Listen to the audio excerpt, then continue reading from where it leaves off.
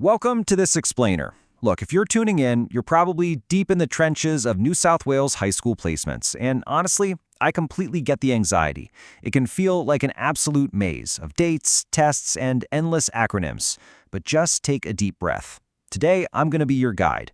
We are going to demystify the entire selective high school process together and turn all that confusion into a really clear, easy-to-follow roadmap. So is a selective school actually right for your child? That's the million-dollar question, isn't it? It's the core anxiety driving every late-night search you've probably done this week. Before we even touch on exam prep, we need to address this head-on. Over the next few minutes, we're going to break down exactly what this pathway looks like so you can answer that question with absolute confidence and figure out if this is the environment where your kid will truly thrive. Here's our roadmap for today. First, understanding selective high schools. 2. Navigating the placement test. 3. Selective versus OC tests. 4. Building a preparation strategy. And 5. How AcePath can help. All right, Part 1. Understanding selective high schools. Basically, selective high schools are academically focused New South Wales government schools that are specifically designed from the ground up for gifted and talented kids. Now, this isn't just some short-term enrichment program. When your child enters in Year 7 through that competitive test, they're stepping onto a massive 6-year pathway that takes them right through to the HSC. It becomes their long-term academic home. Now, check out this number, 17. Across all of New South Wales, there are exactly 17 fully selective high schools. When we say fully selective, it literally means that every single student walking those hallways got there via the placement test. There are no local zoning enrollments at all. The entire student body is selected purely for their academic aptitude.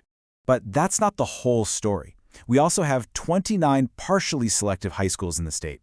In these schools, you've got selective streams sitting right side by side with ordinary local enrollments.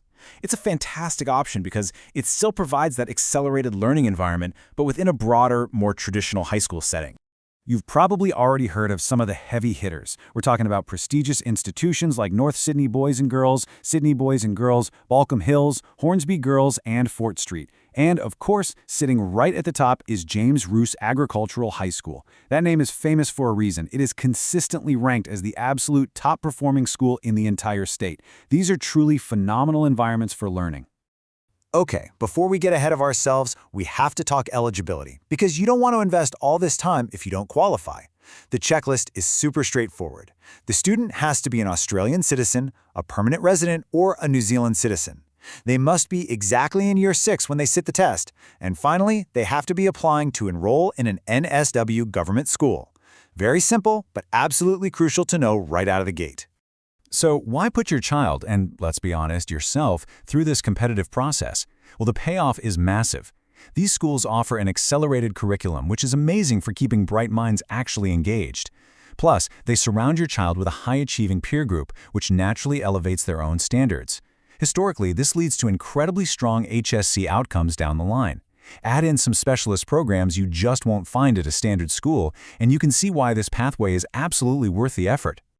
Moving on to Part 2, Navigating the Placement Test. Good news right up front. I really want to reassure you that since 2025, the test has shifted to a Cambridge-style, computer-based format, so no more bubbling in paper sheets with a 2B pencil.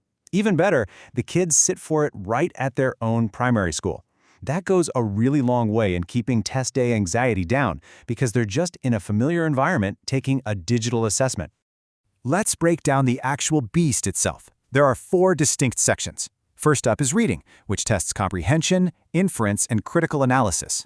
Next is mathematical reasoning. Expect multi-step problems, algebra, and data interpretation here. Third, we have thinking skills, heavily focused on abstract reasoning, pattern recognition, and logic. And finally, writing. Listen closely to this one. Writing is a timed, roughly 30-minute response that heavily judges structure, vocabulary, and grammar. This is the section students most frequently underestimate. Seriously, do not let your kid gloss over their writing prep. Let's turn all this abstract info into a concrete schedule. Here's your timeline. Registration happens between October and November of Year 5. Then, your child will sit the test in May of Year 6. If they're successful, they'll start at their new selective school early in Year 7. Honestly, print this timeline out. Stick it on your fridge. Knowing exactly what happens when just keeps the whole family grounded. So what actually happens after May? How do they decide who goes where? Well, every student gets a placement score. As a family, you get to nominate up to 3 preferred schools. The offers are then handed out based on a mix of that placement score, your preferences, and just the sheer availability of spots. Now, top-tier schools like James Ruse demand significantly higher scores. But here's the reassuring part. If your child misses out on their absolute #1 pick, they are still very much in the running for their second or third choice. It is not an all-or-nothing game. All right, part 3, selective versus OC tests. I hear this mix-up all the time, so let's clear it up. Opportunity classes, or OC, are just for years 5 and 6. It's only a 2-year gig, and the test only has 3 sections. The selective high school pathway, on the other hand, is a massive 6-year commitment from years 7 to 12. Crucially, the selective test adds that tricky 4th section, writing, and the entire exam is markedly harder. While competition for OC is definitely tough, the selective test draws a way larger applicant pool.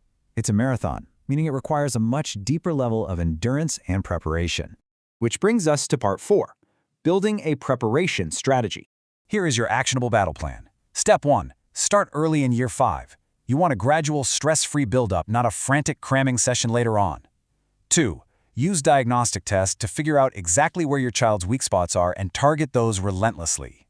3. Build that reading stamina by getting them into diverse, challenging texts. 4. Practice problem solving specifically for those weird, unfamiliar question types so they don't freeze on test day. And 5. Regular writing and time practice under actual exam conditions. Steady, methodical progress is literally the secret sauce here. And finally, part 5, how AcePath can help. If you're looking for a mentor's tool to execute this strategy perfectly, let me introduce you to AcePath. It's an online platform built right here in Sydney specifically to tackle this new exam format.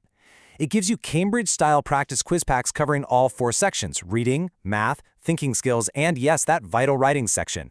Every single quiz is timed exactly like the real thing to build stamina, and it gives you detailed solutions plus an automatic mistake notebook.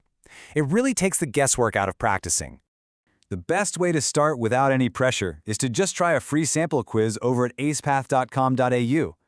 Have your kid take the sample to establish their baseline. It gives you a really clear, data-driven starting point for that gradual year 5 buildup we just talked about. So we've defined the schools, we've mapped the test, we've compared the pathways, and we've built your strategy. The mystery is officially gone.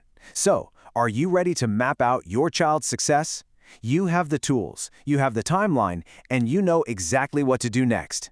It's time to take that first step and empower your kid to achieve their absolute best. Thank you so much for hanging out with me for this explainer, and I am wishing you the absolute best of luck on your selective school journey.